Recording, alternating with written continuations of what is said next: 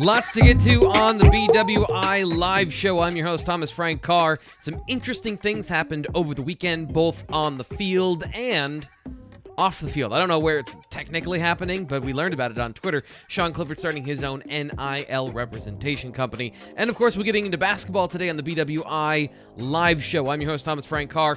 Your questions coming up as well throughout the show. If you've got something you want to talk about, a topic of conversation you want us to discuss, or if you want to get on the show and get your opinions heard.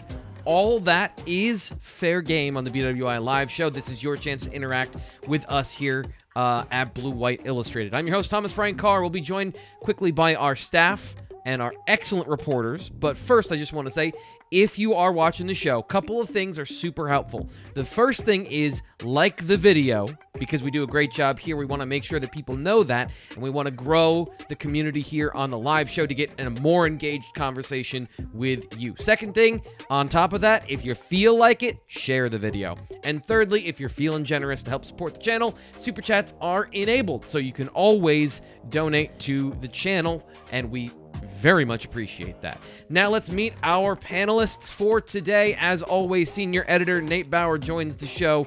He is here. He is stunning. And surprise, we're going to be talking about Jalen Reed today, aren't we, Nate? Love it.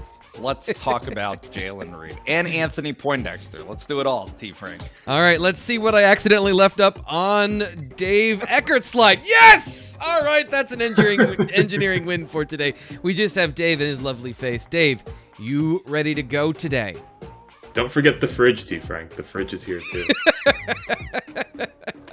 Oh man, thank you for making that joke, because I wanted that joke to be made, but I can't be the one that's always making it. So thank you very much. And Night Raven's back with us. It's been a little bit. He says, "Evening, peeps. Glad to be finally able to watch live." So we are international once again. That's how far this show reaches. So thanks for joining us today, Night Raven, or evening, I should say, where you are. So a lot to get to here on the BWI live show. And one thing I didn't mention, Nate, is that on top of all the things that we have to talk about, Penn State also got a commit on Friday. Oh, my goodness. And he's a quarterback. So there are millions of I mean, honestly, you got to wonder if he's going to compete for the starting job this fall. Right? Dave, your thoughts on the quarterback situation? I want to know if Sean Clifford is going to represent him with his NIL agency firm thing. Oh my goodness, the jokes. So that's not even a joke. I'm curious as to how that plays out. Some of that stuff that it was in Pete Thamel's article over at ESPN, we're going to be getting into in just a little bit. But Marcus Stokes, a 3-star quarterback, according to On3, commits the Nittany Lions on Friday. And so that means I didn't have a weekend, but I do have a lot of information to share with you. Does that mean you weren't stoked about it, T. Frank? What's that? Oh no, it's fine. I don't have a life. That's the thing. It's just the pun. There was no point to be made there. I just wanted to say the bad pun. I'm sorry. Dave's that went right over everything. my head. I totally whiffed on that, but well done. Well done. T. Frank, what does the huddle say? Let's get to it. Huddle. No. We go in and we watch the full game footage. I go and I see the dirty parts that nobody wants us to see, and we get the full picture of what a player is on T. Frank's film room, which is coming up in just a couple hours. So I'm panicking because we've got to get that out as well today, on top of the daily edition coming out at like 6. So the huddle tape and the film, I should say, the full game footage, are very similar. Marcus Stokes, I think, is a really talented football player there's just a lot. So sometimes you don't have a lot of film, and sometimes you have all of the film. And I had a fire hose of information about Marcus Stokes. So got a good picture of him, and it is a very good one for Penn State. They get another quality prospect in Marcus Stokes coming in for the Nittany Lions. Kind of the way, just as a broad overview to where he is. He is not ranked currently by On3 as far as his overall class rank. And basically, the On 300 came out, so it means he did not make the 300 best players in the country. He is, I think, in the 18 to 24 range at the quarterback position. And then Florida is a stacked state, so he's lower down there. But do not let that deceive you, because talking to Charles Power, a couple of the things that who does our rankings, when he talks about quarterbacks, he treats it like the NFL draft, because it's the only other time you rank quarterbacks and you really analyze their skill set. So he's focused a lot on physical tools, size, dimension, things like that. And Marcus Stokes at 6'1.5", 185, 190, somewhere in there, does not fit those prototypical criteria. But when you dig into the game footage, Marcus was a very impressive prospect. And even Charles Power, even though he was not ranked, thinks very highly of him after the comments he made on Friday or Saturday when Ryan Snyder spoke to him. So a good prospect. I think we'll see him rise up recruiting boards over the next 6 months. T. Frank, is he the unranked Drew Allar becoming a top 5 quarterback, or is he the Bo Pribula under the radar scrappy guy who, because it's only one of the other engine? Yeah, no, it can't be either one. So he's somewhere in the middle. He's somewhere in the middle in terms of physical skill, arm talent, and size. So from an athletic standpoint, he's a very athletic football player. Great straight line speed. I'd say he's faster than either of those guys. Great pocket movement as well. Great pocket mobility, escapability. He's thinner than either of them, obviously, at 190 pounds. But the thing I would say about Stokes, and he's not going to be probably a top 5 passer, because he doesn't have those dimensions. He doesn't have the 6'5" frame. He's not 230 pounds. And seeing Drew Allar in person, you see just how he looks like an NFL quarterback. Like, he's got the prototype dimensions that you look for at every level of ranking and positional skills. Marcus Stokes reminds me a little bit physically of like a Johnny Manziel type. He's bigger than that because he's taller than that. But he's got some really unique abilities, and I'll save most of this stuff for the film evaluation on T. Frank's Film Room. But his deep ball accuracy, I think that's the common thread I see between all three of these players, is that Mike Yurcich wants somebody that can throw the ball down the field accurately into tight windows, and all three of these guys express that ability in one way or another. The difference is Marcus Stokes, I think, is a more mobile passer. He has some crazy throws that we'll get into later on the film room. Sounds great. I'm in. Yeah, I'll watch. How long is it, T. Frank? I mean, what kind of an investment in my day is this? So normally I try to keep the film room to about 12 minutes. So I'll shoot for that. But quarterbacks can go anywhere from 15 to 20, because here's the thing: his offense, and that's kind of where you have to start, is what is being asked of the passer in the ecosystem in which he's operating, because that determines a lot of the throws he makes, and that determines some of the evaluation of his decision making and his next level intelligence. And the Nice offense, and I hope it's Nice in Florida. It seems like Nice. It That's does. where I'm gonna go. Yeah. It's pretty college level. So that means two things. First off, it implements a lot of different theories and a lot of different offensive philosophies, from RPO to read option. There's a lot of stuff Penn State runs in their offense. And then secondarily, a lot of college offenses supplement their run game with the swing passes and the screens and the RPOs. So there's not a lot of decisions being made there, but he does have to throw the ball accurately every single time. So that's an evaluation too of how is his quick game footwork? How's his RPO footwork? That's what I'm saying. There's a fire hose of information because he's exposed to a lot of different things in the offense. So just getting into that and talking about that is its own conversation. And then what are his physical skills and how he operates in those situations? And again, very impressed. I think this is a future starter at the college football level. I don't think that there's any doubt that he's mentally up to the task. That's another common thread between all three of these guys, is I see they're advanced for the high school level, and their football intelligence has that, I hate saying this, but the it factor. Their decision-making under pressure is great. They consistently make good decisions, and I see that with Marcus Stokes as well. Sounds like a guy who can win a couple of national championships To me, I don't know. I don't. I compare him to one future Hall of Famer at some point. So sure, let's all get into the hyperbole. We're going to talk about Zane Durant today. So we're going to be referencing the Zane train of hype.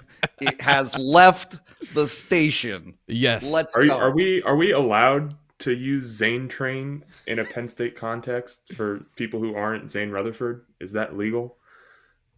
I didn't know that. That makes sense. But yeah, is there a trademark there, Nate? Who's Zane Rutherford? Oh, what my does God. he do? I'm kidding. Sorry, I don't even like wrestling, and I had that reference in the back pocket. I feel like there was some sort of thing that was going to be thrown at the TV, and I didn't know that if I had to duck or not. The funniest thing is my wife will come downstairs, when they have these Friday night matches that are on the Big Ten Network, and I'll have wrestling. I'll be watching Penn State wrestling, and she's like, "What are you doing? You hate wrestling?" I'm like, "Yeah, but it is kind of entertaining. I'll watch it. I put the national championship on. It was fun. They're good." So exciting things are exciting, right? And nothing draws a crowd like a great crowd. And yeah, there's dynamic qualities to wrestling that make it very exciting, especially when you get into those. Even baseball is exciting at times. If you get into playoff baseball, and I'm not a baseball fan. Relax. Come on. Don't get carried. Oh, wait. You guys are allowed to say whatever you want about wrestling, which, by the way, I also don't follow. I'm not trying to. But, then baseball is off limits? That's what we're doing today? Look, I watched, I watched 9 hours of golf. Yeah, I watched golf all day yesterday, so yeah. I have no room to talk. Ryan and I covered that on the Friday show, talking about you and how I just think that watching other adults play a very slow game like golf doesn't make any sense to me whatsoever. That kind of is like watching, and all these things are televised, but that's like watching somebody play ping pong or foosball to me. I mean, that's incredibly exciting too. I took a visit to the Bauer household on Saturday, and a watch party. I entered. No, my car broke down and I needed rescuing party. But I walked in and there is Nate Bauer on the couch, child in hand, with the Masters on, and it was picturesque. It was exactly what you thought Nate Bauer would be doing on a Saturday morning. The good news is, Dave, that you've got your fire extinguisher with you, according to Night Raven. This is true. So you're safe from anything that happens in the house. Now, anything that happens in your car apparently is just going to be a little bit of unpredictable nightmare stuff. Zach with us today. Zach, always glad to have you here. Hope we're having a great Monday. Hope you're having a great Monday as well. And then we're going to be getting into some of this with Nick in just a little bit. But I just wanted to let you know, Nick, we do see that. Depends on how tall you are, Nick. Mm-hmm. We'll get into some offensive line conversation today. Yeah, exactly. But Penn State held their first scrimmage of the season on Friday, and our Nate Bauer, insider, editor, reporter extraordinaire, has some information for us. You would have had this stuff, by the way, way sooner than a live show. We're going to give you some of the tidbits. We're going to give you some of the interesting things, but BlueWhiteIllustrated.com. Sign up for just $1. The link is in the description of this video, so scroll down past the words. Scroll down. You see the first one. It says join, all bold caps letters. Click on that link, and I believe at the end of this month, the $1 deal expires. So get in now. What? 12 months of access for $1. That's what Ryan told me, and Ryan is more plugged in than I am. I just put my head down and work. I don't talk to important people. So anyway, Sign up for $1. Don't worry about it. You would have had this information from Nate 72 hours ago. So, Nate, I've stalled long enough. Yeah. I have to talk about it. What are the big points you want to get into as far as what you heard about the scrimmage that was closed to the media and that was held at Beaver Stadium? Or was it not able to be held at Beaver Stadium? It was not able to be held at Beaver Stadium. So they had a 6 o'clock start time on Friday, and predictably, as T. Frank, you and I have discussed many times, it was raining. here in State College. So they had to move it inside to Haluba Hall. And I'm just going to do the same disclaimer that I did in the notes package that I put together, which is just, this is presented and supposed to be consumed by you, the viewer, as a one-off, right? Like these are just impressions from people who were able to see it. And so it should all be taken with a massive truckload of salt to not overplay the hand, which all leads me to say that Zane Durant stood out and had a great day.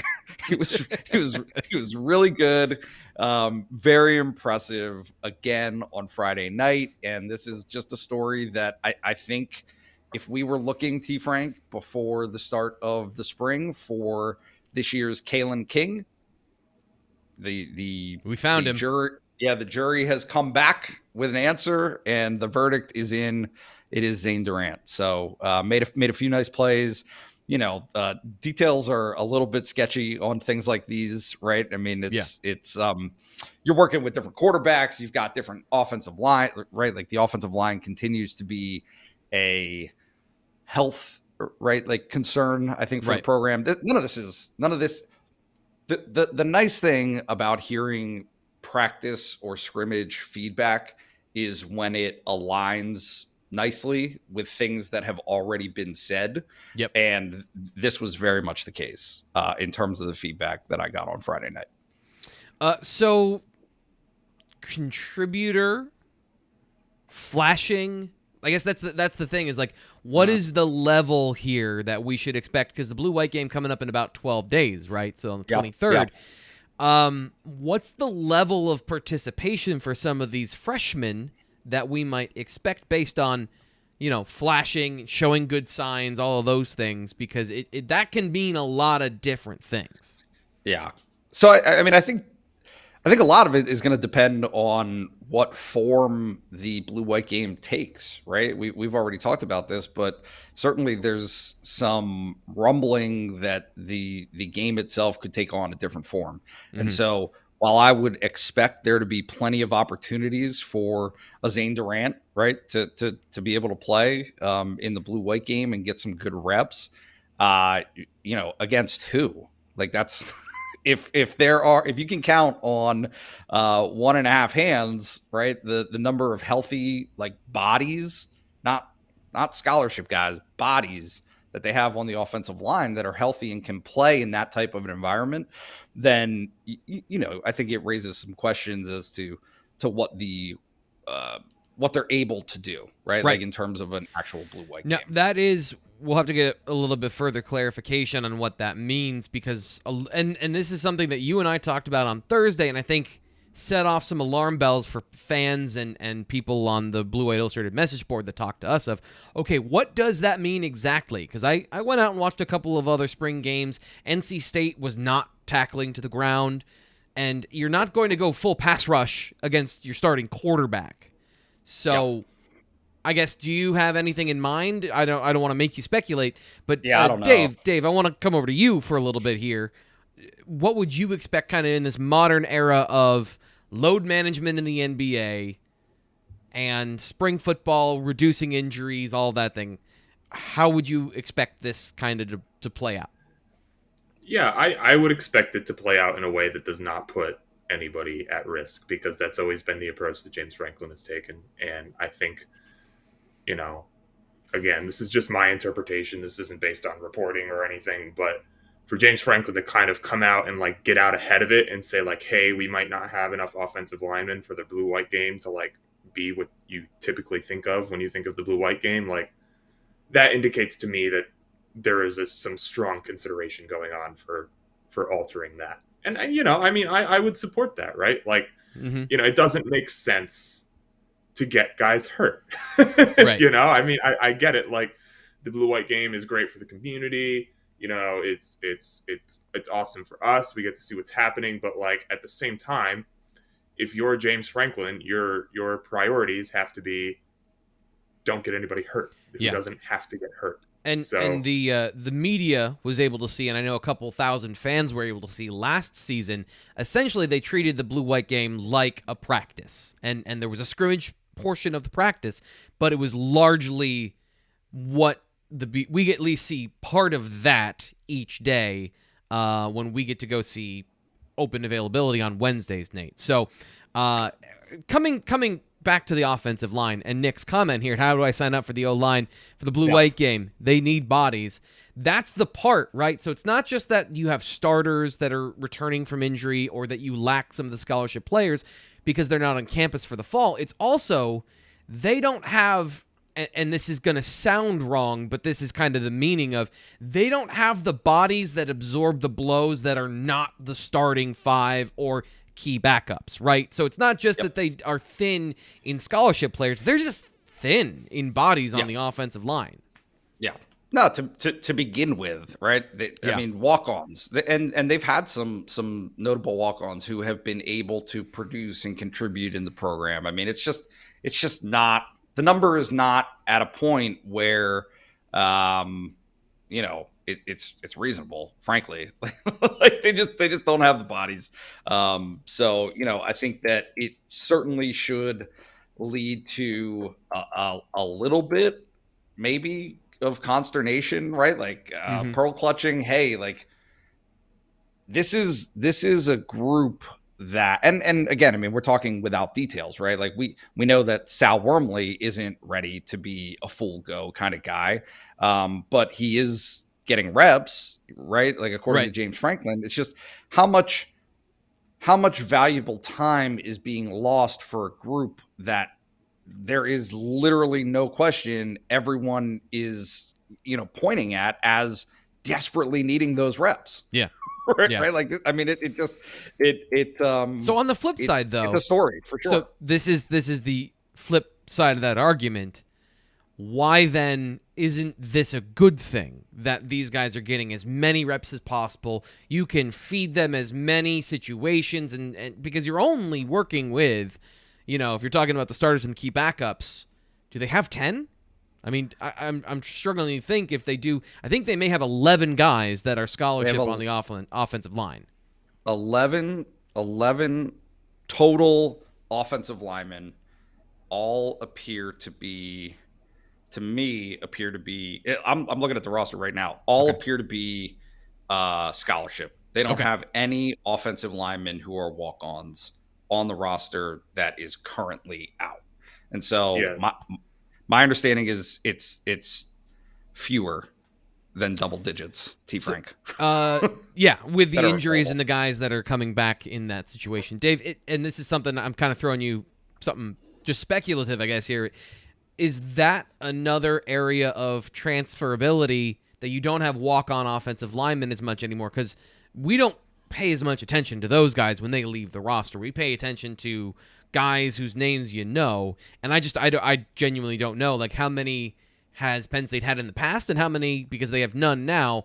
Is that another part of this conversation when it comes to how the roster is built that's changed in the last couple of years?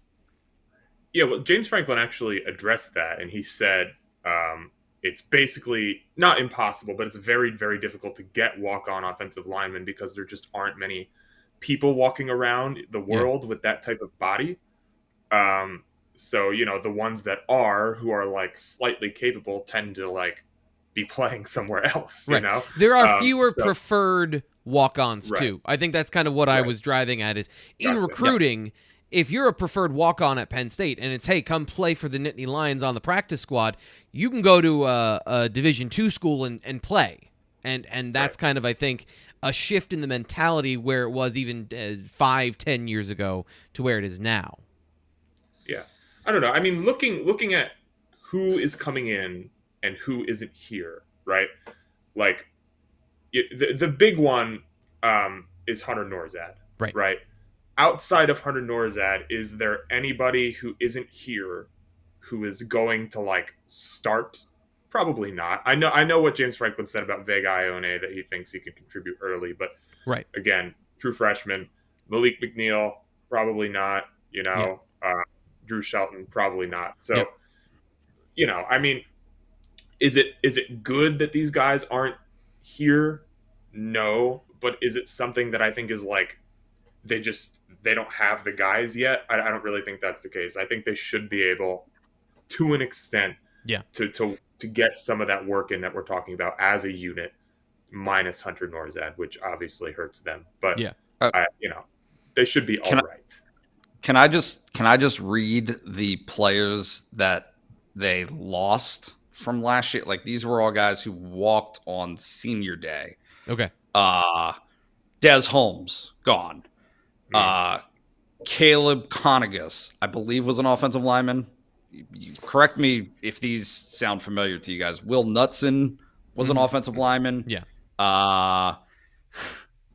Mike Miranda, right? Yep. Anthony Wigan and Eric Wilson. Yep. And Rasheed Walker. Yeah. 1, 2, like, that's 7 players. Yeah. So they weren't able to restock that. To kind of take the long view of this as well, with Penn State struggling to recruit for about 3 straight years in recruiting, along with what you just described, like you get into a situation where you've bottomed out.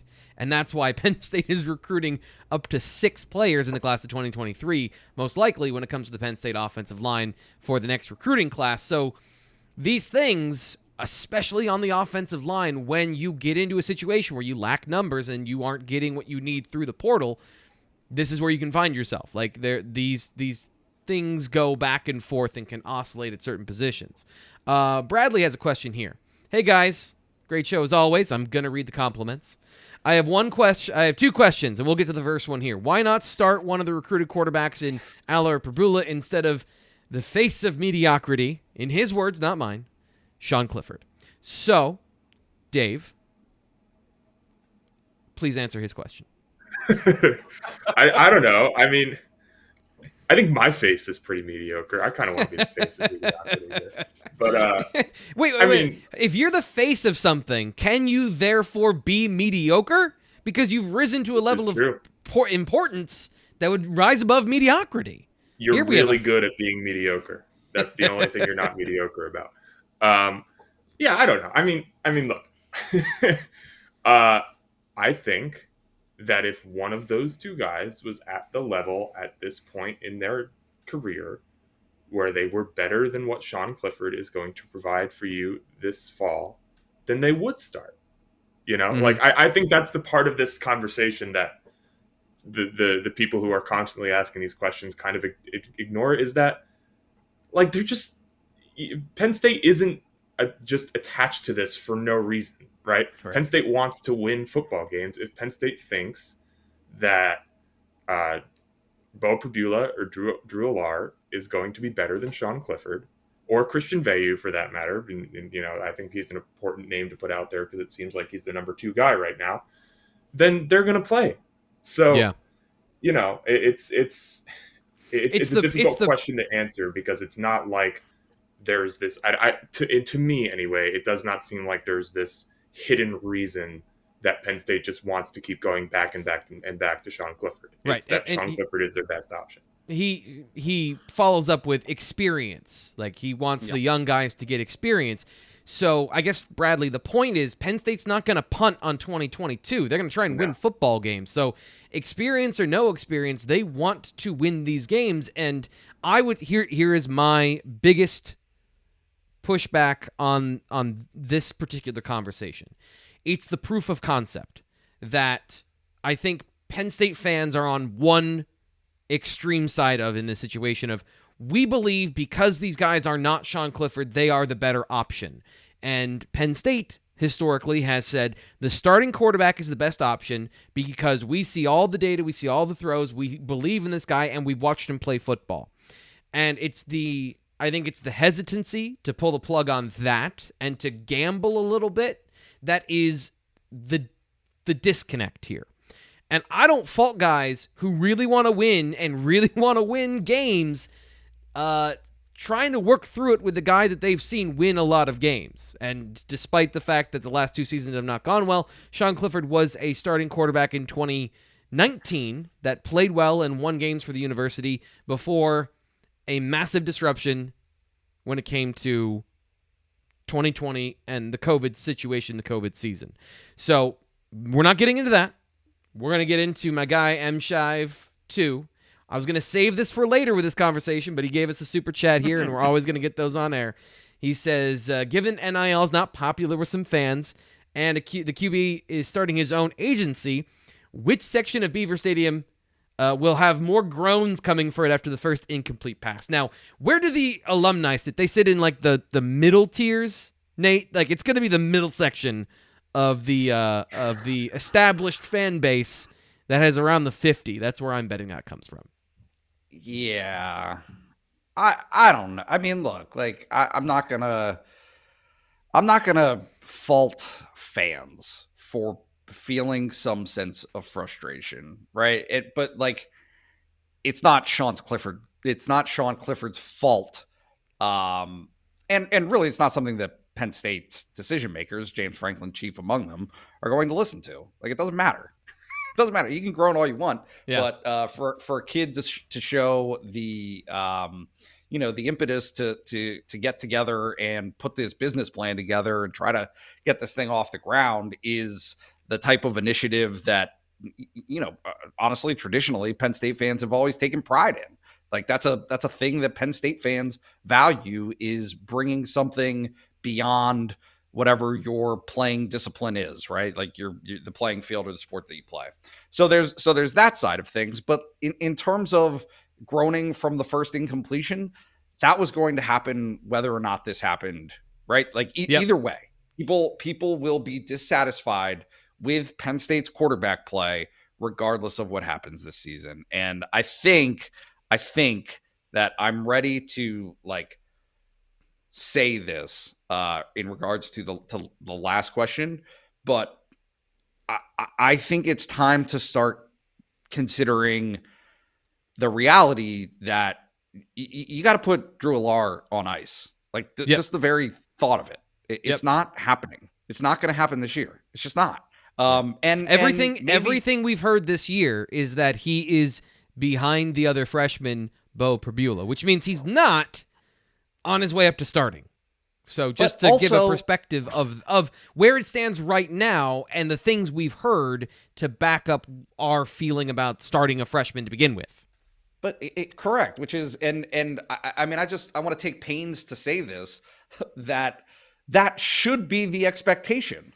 Right. Right. Like he was not coming to Penn State as the savior of the program this season. And so, I think that it is important to start to wrap heads around the notion that it's either Sean Clifford or Christian Veilleux this season. That's right. Like, unless there's a transfer out, which I have no insight into and no idea about after this spring. But like, that's the only thing that would upend that into forcing somebody else to enter into the equation as a possible number two. So here's another part of this, and I'm not picking on you. I just want to bring this up. You can't operate in fear. And I know fans don't have, they can do whatever they want, right? But there is this palpable fear of losing something valuable. And my point, and I think all of this is like, Drew Allar came into Penn State not expecting to start if he's going to redshirt, because they have these conversations up front. So I understand getting a 5-star quarterback. I understand the happiness of that. And then the fear that the portal exists. But you can't operate that way. Like, we go round and round and we talk about this, and this is going to be the end of this particular discussion for today, because we got to move on to other things. But living in fear is no way to live, like, just as a life thing for me. So I'm not going to give credence to the idea of we can't lose X, we can't lose Nick Singleton, we can't lose this guy, so we got to start him, we got to make these concessions, because not to make a slippery slope argument, but just don't live that way and you'll be a happier person. No, it doesn't like there is one side of this entire conversation that no one seems to be asking about, which is, how does Drew feel? How do his parents feel? Right? Like, so it's why not start one of the freshmen? Well, says who? Like, do they want that? Is that something that they think is a worthwhile endeavor for the start of their career? A lot of these guys there is one side that is competitive. Absolutely. If you have the opportunity, you want to seize it, you want to take advantage of it. But also, most college football players get to this level understanding and feeling a sense of, I don't know if relief is the right word, but there is massive upside to having a year to marinate. Like Right. it's just for everyone at so many different positions.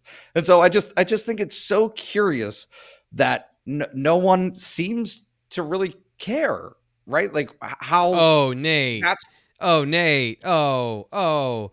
Fans not necessarily caring about the individual player and more about the team and the winning and what losing? yeah, but what I'm saying is that individual player's feelings or that individual player's mindset and perspective on their preparedness to enter into that type of an environment is critical to their performance on helping or hurting the Right. team. Like Right. those But things be ready. are, There's no excuse. There's no excuse. get Be it. ready.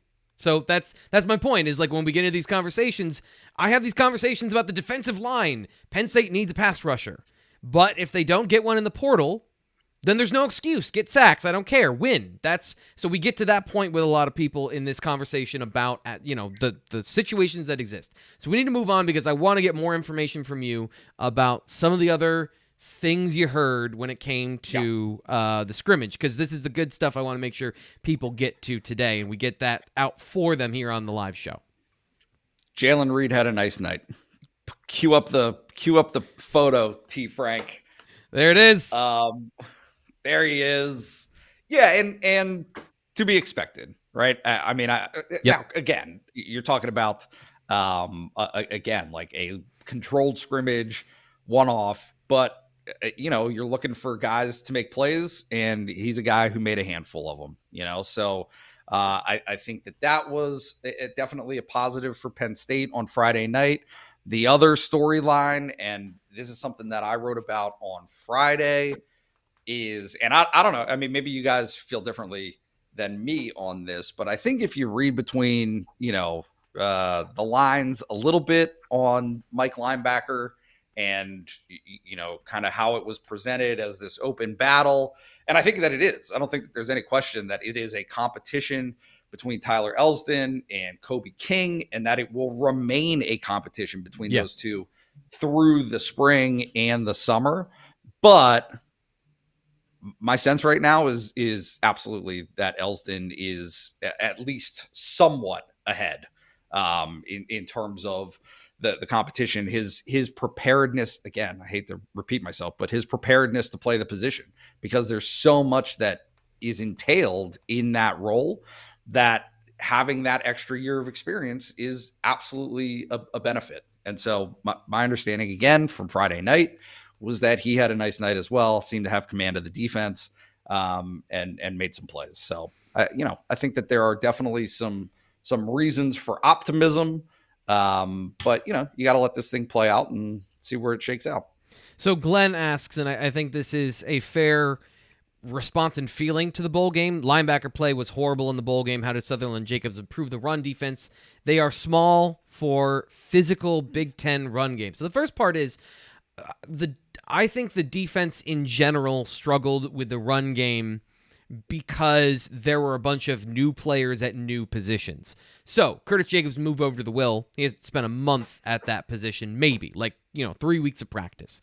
Jalen Reed, young, a little bit undersized to start in the Big Ten. That was clear. He put on the weight this offseason.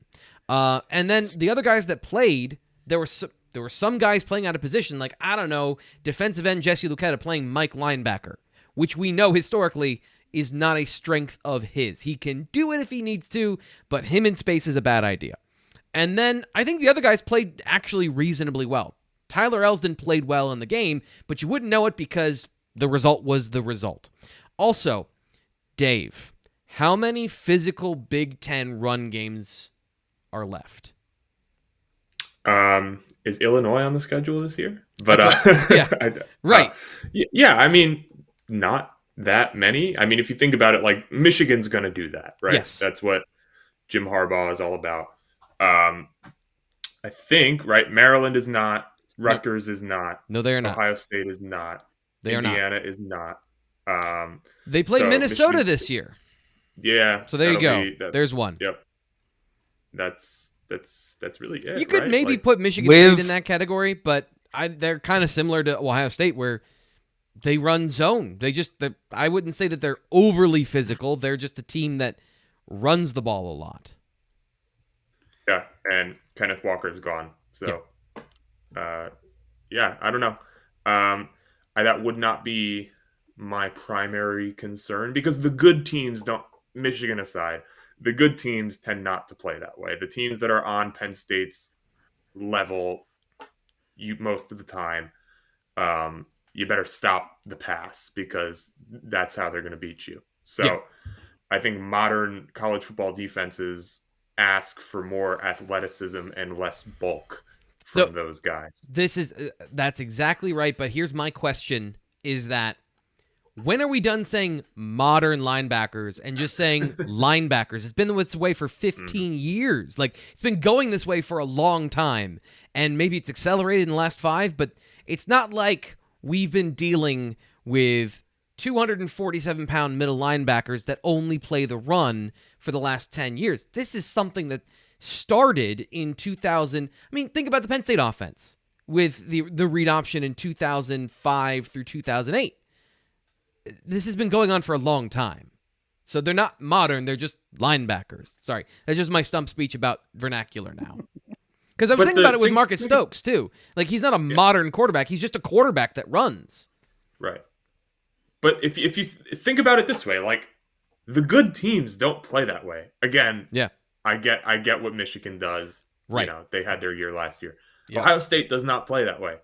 Alabama does not play that way. There's a reason for that. You know, it playing that way offensively, I think for some programs that are not and probably cannot hope to be on the level of an Ohio State or an Alabama or whatever, you know, that can be a way for them to win an occasional game against a defense that might not be prepared for that type of offense. That's exactly Illinois. Right.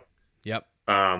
But it's not how you win national championships. Also, it's not the way that even national championship teams that have those elements operate primarily. They can do those things, but then you're talking about almost pristine ideal situations where you have great players at every position because you're at the top of the hill.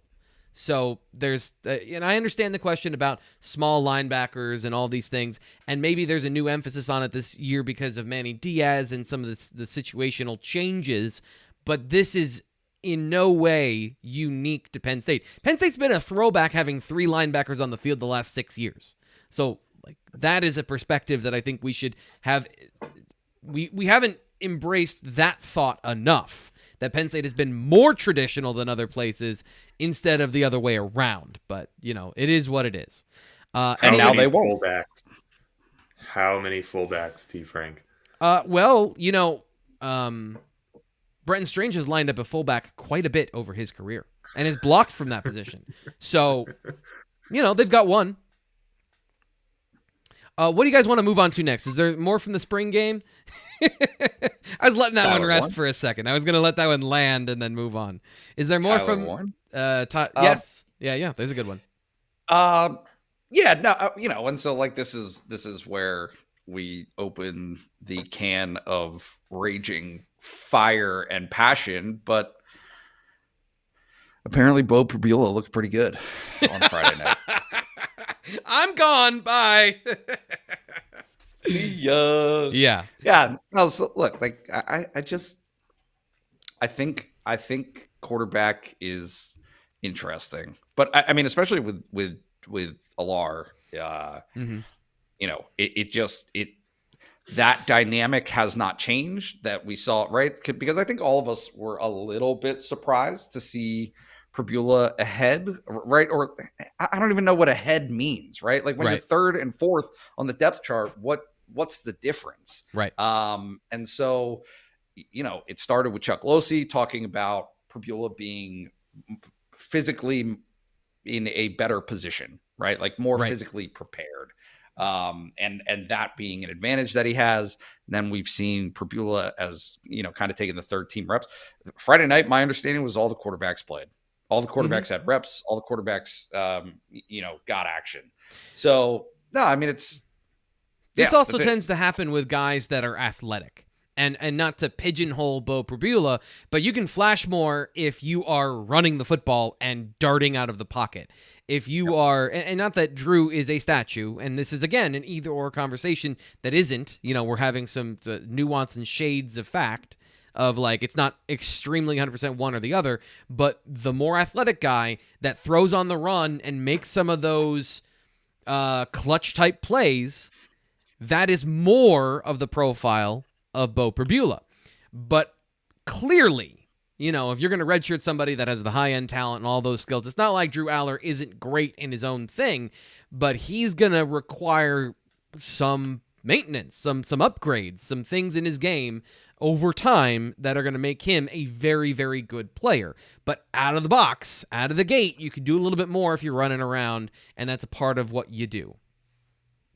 Which he is, again, like you don't want to give the wrong impression here. He's completely capable of doing.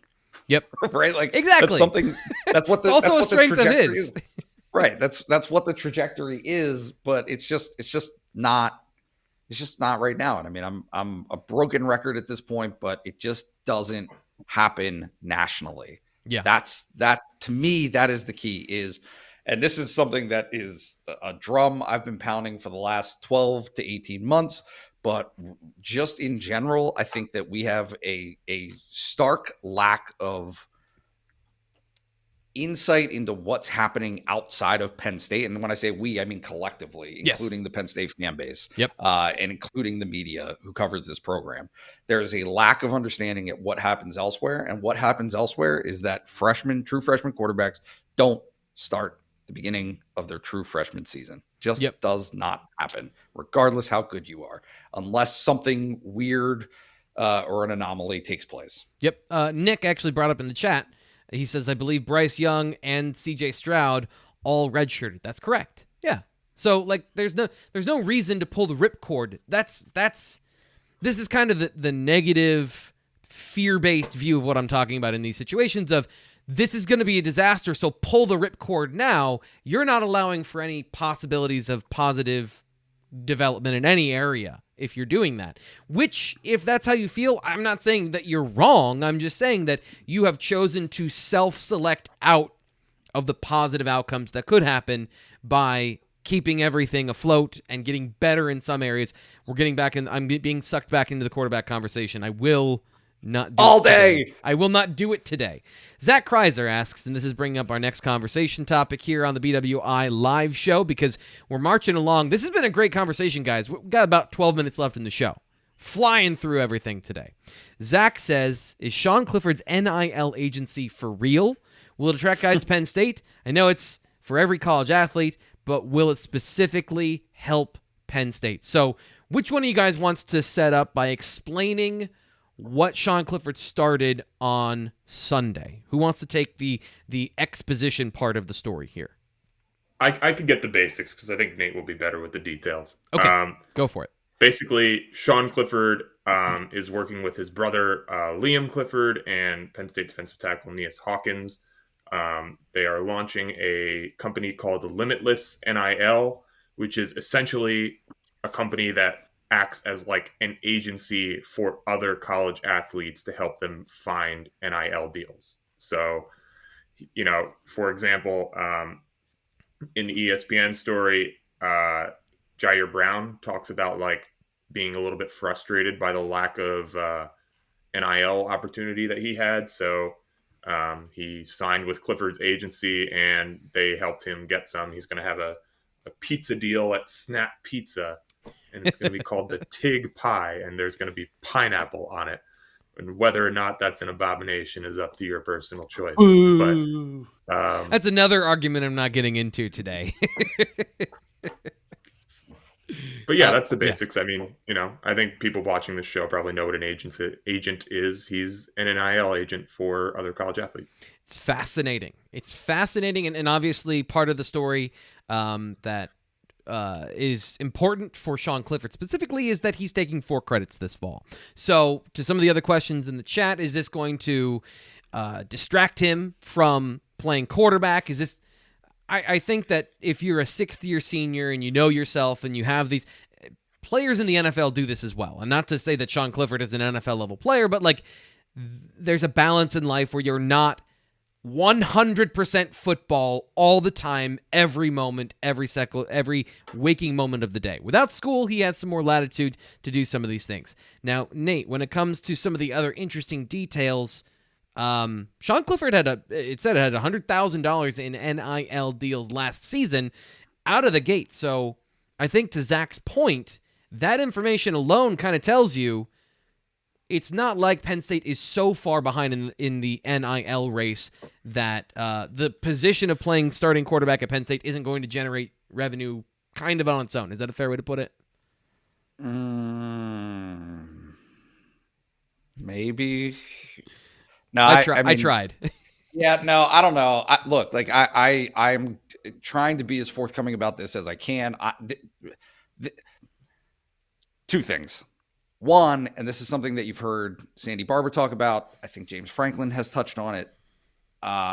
There is a difference between what is being spoken about publicly and what's happening in real life. Okay, in terms of the gravity and the magnitude of the deals, right, that are being signed by these college athletes. So Darren Ravel tweets something and it's, right, the unnamed quarterback signs with whatever, tennis, I don't know, it doesn't matter, but it's like millions. We're talking about 7 figures, okay? Right.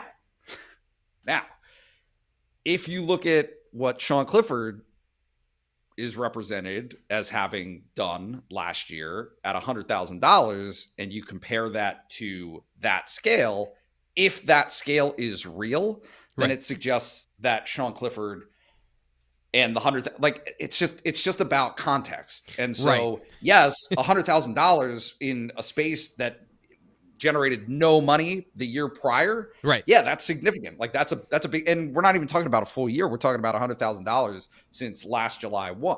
Yep. So that is something.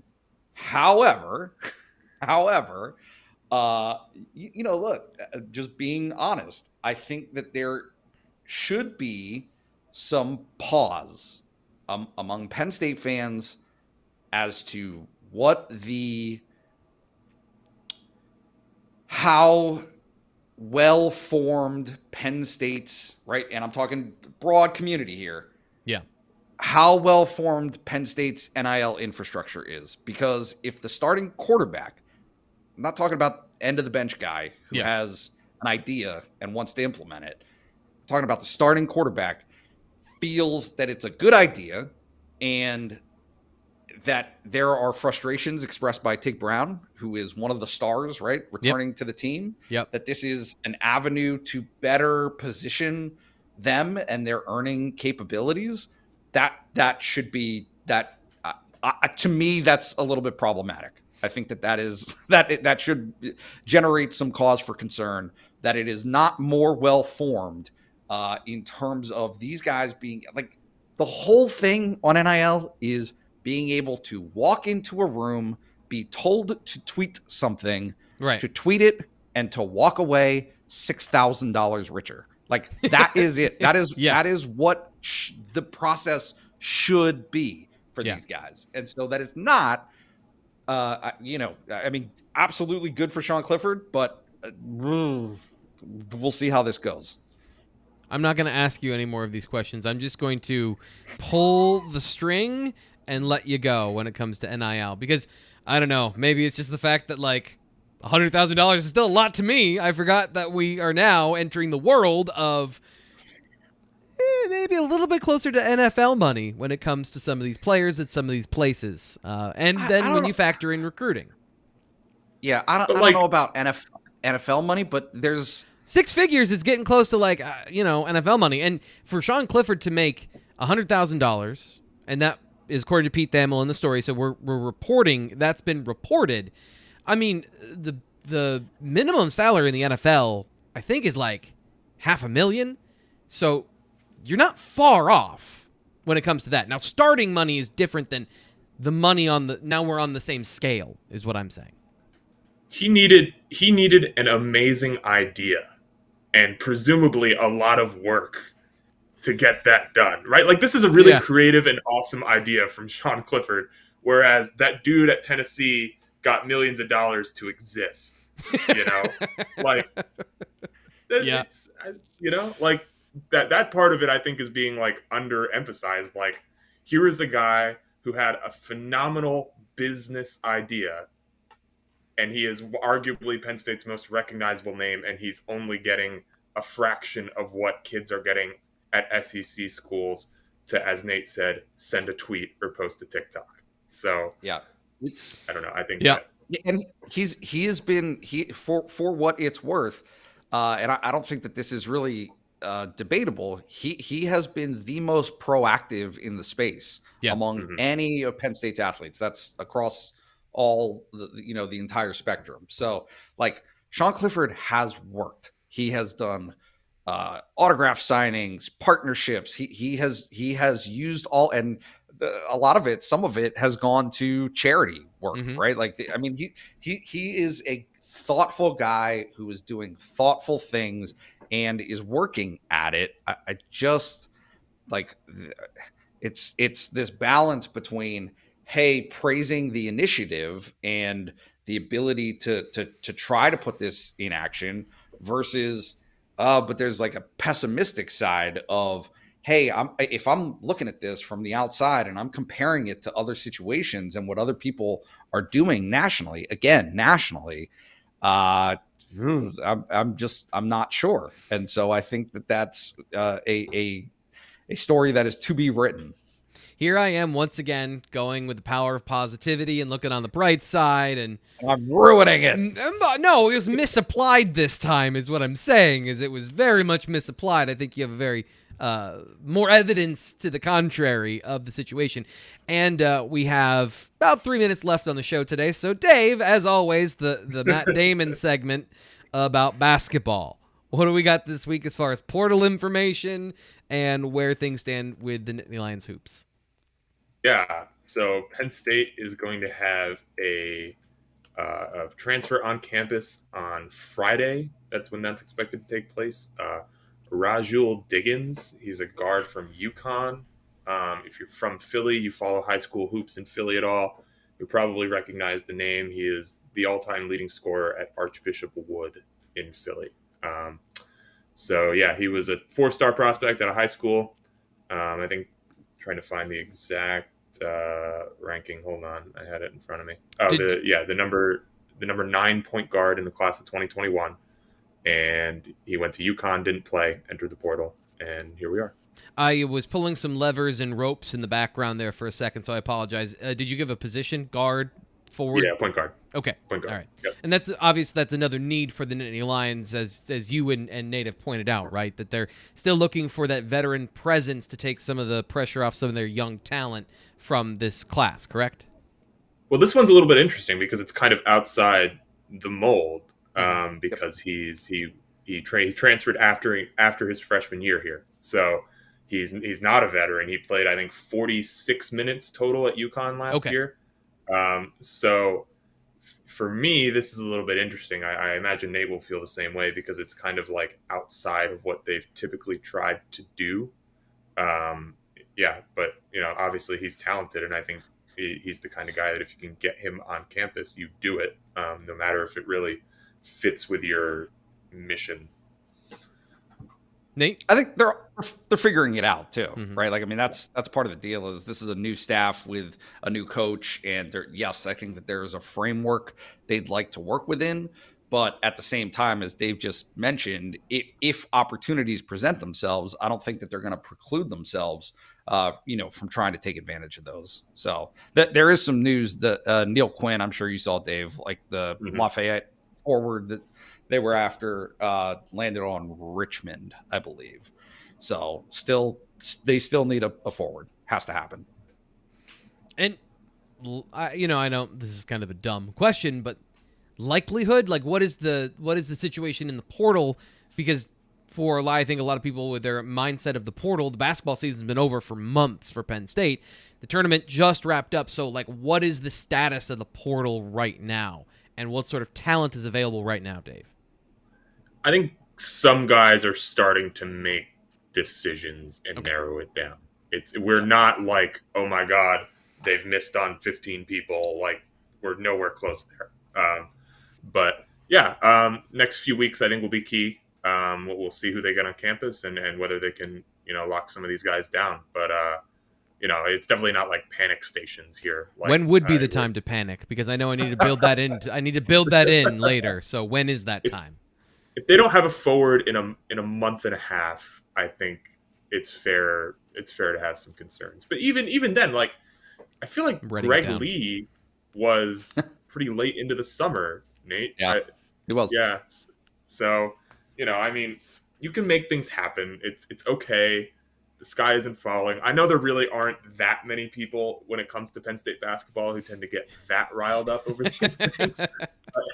But, everything's fine. No panic. Deep breaths. We're going to be okay. We are going to be Jalen okay. Pickett's back. He's good. Yay.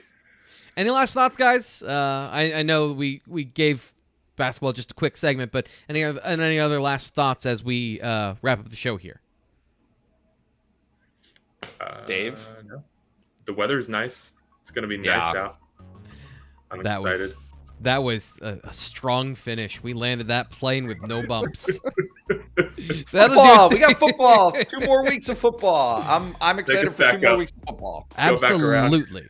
And as a shameless self-promotion, coming up today on the YouTube channel, T. Frank's Film Room on Marcus Stokes, the 3-star quarterback from Florida, and the BWI Daily Edition, where we take a look at Manny Diaz's defense, as we got a little more information about it the last week or so when it comes to what he's going to be bringing to the Nittany Lions. So stay tuned for that. Subscribe here on YouTube. Don't miss anything from Penn State Spring Football with Blue White Illustrated.